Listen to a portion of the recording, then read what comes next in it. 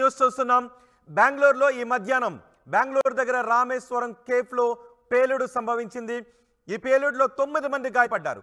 అయితే ఈ పేలుడుకు కారణం ఏంటి, ఈ పేలుడుకు ఎటువంటి పదార్థాన్ని ఉపయోగించారు అనే విషయంపై ఇప్పటికే విచారణ జరుపుతున్నారు. పేలుడు వెనుక ఉగ్రవాదుల హస్తం ఉంది అనే అనుమానాలను వ్యక్తం చేస్తున్నారు.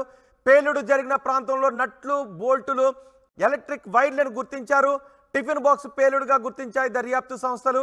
ఘటనా స్థలానికి తమ ఆధీనంలోకి తీసుకున్నాయి ఎన్ఐఏ. సిలిండర్ కాదు, బాంబు పేలిందని సిద్ధరామయ్య చెబుతున్నారు. ముందుగా అందరూ కూడా ఇది కేఫ్ కావడంతో సిలిండర్ పేలిందేమో అని అనుకున్నారు. కానీ పేలుడు జరిగిన ప్రదేశంలో చూస్తే అక్కడ నట్లు, బోల్టులు కనిపించాయి, కొన్ని వైర్లు కనిపించడంతో ఇది తీవ్రవాదుల పని ఉండొచ్చు అని అనుకుంటూ ఉన్నారు. సీసీ కెమెరా దృశ్యాలు, ఇతర ఆధారాలను పోలీసులు పరిశీలిస్తున్నారు. కేఫ్లో ఓ వ్యక్తి బ్యాగ్ గుంచినట్లుగా పోలీసులు అనుమానిస్తున్నారు. ఆ వ్యక్తి ఎవరు అనే దానిపై పోలీసులు ఆరా తీస్తున్నారు. కేఫ్ పరిసరాలలో అనుమానాస్పద కదలికలపై కూడా దర్యాప్తు జరుగుతోంది. ఈ బాంబు పేలుడులో 9 మంది గాయపడ్డారని ముఖ్యమంత్రి చెప్తున్నారు. మధ్యాహ్నం 12:55 రామేశ్వరం కేఫ్లో ఈ పేలుడు సంభవించింది. దీనిపై మరింత సమాచారం మా ప్రతినిధి లోకేష్ అందిస్తారు. లోకేష్, ఈ పేలుడుకు సంబంధించి అప్డేట్స్ ఏమన్నా వచ్చాయా? ఎవరు ఈ పనికి పాల్పడ్డారు? ఎటువంటి పేలుడు పదార్థాన్ని ఉపయోగించారనే విషయంపై ఏదైనా క్లారిటీ వస్తుందా? ఎస్ రోహిత్, ఏదైతే ఇవాళ మధ్యాహ్నం బెంగళూరులోని ఇటు వైట్ ఫీల్డ్ రామేశ్వరం కేఫ్ లో జరిగినటువంటి పేలుడు ఘటనకు సంబంధించి ఆర్టీవీ ఎక్స్క్లూజివ్ గా ఇమీడియట్ గా ఒక రిపోర్ట్ అయితే ఫైల్ చేసినటువంటి పరిస్థితి ఉంది. అందులో ఆర్టీవీ అనుమానించినటువంటి కథనాలే ఇక్కడ నిజమయ్యేటువంటి పరిస్థితి. మన ప్రస్తుతం అక్కడ ఉండేటువంటి సాక్ష్యాధారాలు కావచ్చు, పోలీసులు కావచ్చు, ఫస్ట్ ఎక్స్పెక్ట్ చేసింది సిలిండర్ పేలినట్లుగా కూడా. అయితే ఆర్టీవీ అక్కడ ఉండేటువంటి స్టాఫ్ తో, రామేశ్వరం కేఫ్ లో పనిచేసినటువంటి స్టాఫ్ తో మాట్లాడింది. మనకు ఉన్నటువంటి సోర్సెస్ ప్రకారం పోలీస్ డిపార్ట్మెంట్ తో కూడా మాట్లాడడం జరిగింది. మధ్యాహ్నం మనం మాట్లాడుకున్నటువంటి లైవ్ లో కూడా ఇది సిలిండర్ పేలుడు కాదు, ఏదో మిస్టీరియస్ సంబంధించినటువంటి ఒక పేలుడు గానే కూడా మనము చెప్పడం కూడా జరిగింది. ఇప్పుడు అనుమానాలని నివృత్తి చేసే విధంగా ఇప్పుడు డిప్యూటీ సీఎం కావచ్చు, అదేవిధంగా సీఎం సిద్ధరామయ్య కావచ్చు ఇచ్చినటువంటి మీడియా బైట్ లో చాలా సంచలనాత్మకమైనటువంటి కథనాలు చెప్పినటువంటి పరిస్థితి ఉంది. మధ్యాహ్నం 1 గంట ప్రాంతంలో జరిగినటువంటి రామేశ్వరం కేఫ్ ఘటనకు సంబంధించి నిజంగానే ఓ అన్నోన్ పర్సన్ ఒక బ్యాగ్ ను తీసుకొని వచ్చి అక్కడ పెట్టడంతో ఆ బ్యాగ్ లో ఉండేటువంటి ఓ పదార్థం పేలడం వల్లే జరిగిందనేసి అని చెప్పి అనుమానంగా ఇటు పోలీసులు కూడా భావిస్తున్నటువంటి పరిస్థితి. ఏదైతే ఐఈడి ఎక్స్ప్లోజివ్స్ అంటే ఇది చాలా తక్కువ పేలుడు పదార్థానికి సంబంధించి, అంటే ఎక్కువ దీని దూరం ప్రభావం కావచ్చు లేదా అక్కడ నష్టం చేసేటువంటి ప్రభావం ఎక్కువ దూరం కానప్పటికీ కూడా పేలుడు సంభవించాలి. ఒక భయభ్రాంతులకు గురి చేసేటువంటి ఘటనకు కావాల్సినటువంటి ఎక్స్ప్లోజివ్ కి సరిపడేటువంటి ఒక పదార్థంగా కూడా చెప్పడం అనుకోవచ్చు. దీన్ని కూడా పోలీసులు భావిస్తున్నారు. ఇలాంటి పదార్థాన్ని ఒక బ్యాగ్ లో, ఒక టిఫిన్ క్యారేజ్ లో తీసుకుని వచ్చి అక్కడ పెట్టిన తర్వాత ఓల్డ్ నోకియా ఫోన్ ద్వారా దీన్ని ఆపరేట్ చేసినట్టుగా కూడా మనకు అందుతున్నటువంటి సమాచారం. ఇదే సమాచారాన్ని మనం అంటే మధ్యాహ్నం ఇది మిస్టీరియస్ ఎక్స్ప్లోజివ్ గా మనము చెప్పినప్పటికీ కూడా ఇప్పుడు ఒక కన్ఫర్మేషన్, అంటే ఒక సీఎం కావచ్చు, డిప్యూటీ సీఎం కావచ్చు, అక్కడ ఉండేటువంటి కమిషనర్, సిటీ కమిషనర్ కూడా అక్కడ ఉండే రామేశ్వరం కేఫ్ ని పరిశీలించడం కావచ్చు, ఆ రోడ్ లో వెళ్ళేటువంటి మొత్తం వాహనాలన్నీ కూడా నిలుపుదల చేసి మొత్తం పూర్తిగా రామేశ్వరం కేఫ్ ఉన్నటువంటి స్థానాన్ని మొత్తం కూడా పోలీసులు ఆక్యుపై చేసుకుని డాగ్ స్క్వాడ్ కావచ్చు లేదా ఇటు బాంబు డిస్ప్లోజివ్ టీమ్స్ కావచ్చు, అదేవిధంగా క్లూస్ టీమ్స్ కావచ్చు, ఇవన్నీ కూడా అక్కడ చేరుకొని పూర్తి స్థాయిలో అంటే మధ్యాహ్నం నుంచి ఇప్పటి వరకు పూర్తిగా దీనిపైన కూడా దృష్టి కేంద్రీకృతం చేసినటువంటి పరిస్థితి నేపథ్యంలోనే ఇటు గతంలో ఏదైతే 2010 సంవత్సరంలో ఇటు చిన్నస్వామి స్టేడియంలో జరిగినటువంటి ఘటనని ఆధారంగా చేసుకుంటూ మరోసారి బెంగళూరులో ఇలాంటి ఘటన జరిగితే నిజంగానే బెంగళూరు మొత్తం నగరవాసులే కాకుండా యావత్తు భారతదేశం బెంగళూరు వైపు చూసేటువంటి పరిస్థితి ఉంటుంది. మరోవైపు ఎన్నికలు సమీపిస్తున్నటువంటి వేళ ఇటు పార్లమెంట్ ఎలక్షన్స్ అతి తొందరలో ఉండేటువంటి సమయంలో ఇలాంటి ఘటన అనేది నిజంగానే ఇటు మరోవైపు ప్రధానంగా ఇప్పుడు అధికారంలో ఉన్నటువంటి బీజేపీకి కొద్దిగా మైనస్ అయ్యేటువంటి పరిస్థితుల నేపథ్యంలోనే కాంగ్రెస్ అక్కడ అధికారంలో ఉన్నటువంటి నేపథ్యంలోనే చాలా సీరియస్ గా తీసుకుంటుంది ఈ ఘటనని. అయితే మధ్యాహ్నం వరకు 5 మంది మాత్రమే క్షతగాత్రులు అనుకున్నప్పటికీ ఇప్పుడు ఆ సంఖ్య 9 మందికి చేరుకున్నటువంటి పరిస్థితులు అయితే ఉన్నాయి. అక్కడ ఎలా ఉంది, గాయపడిన వారి పరిస్థితి ఎలా ఉంది? అలాగే అక్కడ నట్లు, బోల్టులు, ఇతరత్ర పదార్థాలు దొరికాయని కూడా చెప్తున్నారు. సహజంగా ఐఈడి పేలుళ్లకు పాల్పడ్డప్పుడు వాటి తీవ్రత ఎక్కువగా ఉండడం కోసం, అవి కొంచెం దూరంగా ఉన్న వాళ్ళు కూడా గుచ్చుకోవడం కోసం ఇవి జనరల్గా ఉపయోగిస్తూ ఉంటుంటారు ఈ క్రిమినల్స్ అందరూ కూడా.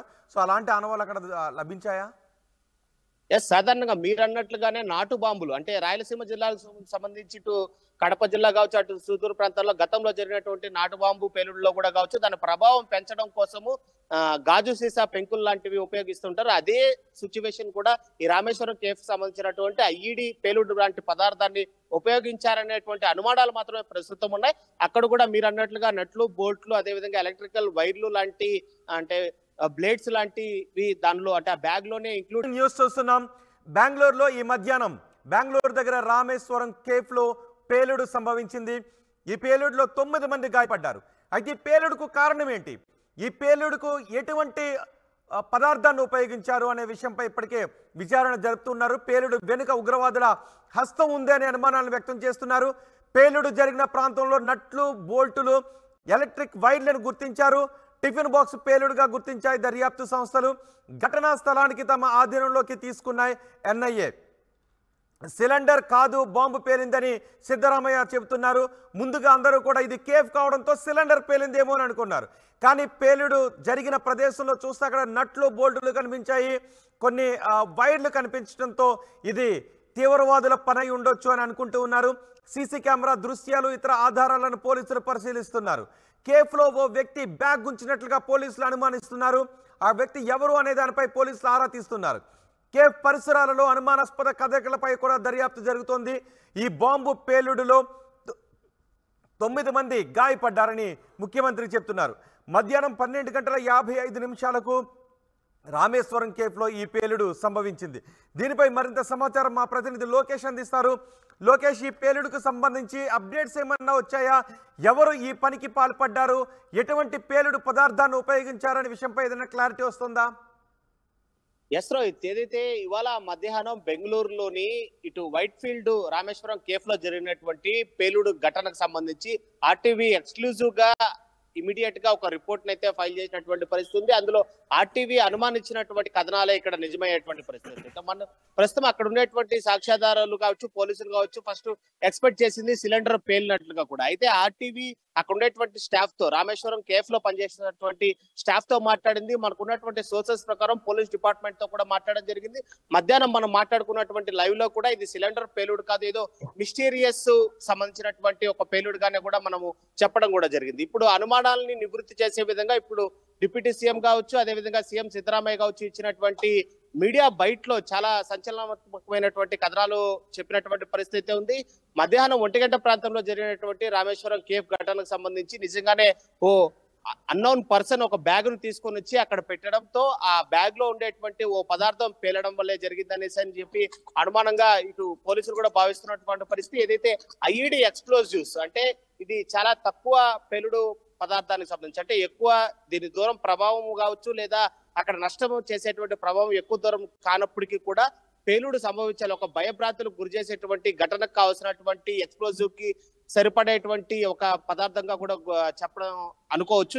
దీన్ని కూడా పోలీసులు భావిస్తున్నారు. ఇలాంటి పదార్థాన్ని ఒక బ్యాగ్ లో, ఒక టిఫిన్ క్యారేజ్ లో తీసుకుని వచ్చి అక్కడ పెట్టిన తర్వాత ఓల్డ్ నోకియా ఫోన్ ద్వారా దీన్ని ఆపరేట్ చేసినట్టుగా కూడా మనకు అందుతున్నటువంటి సమాచారం.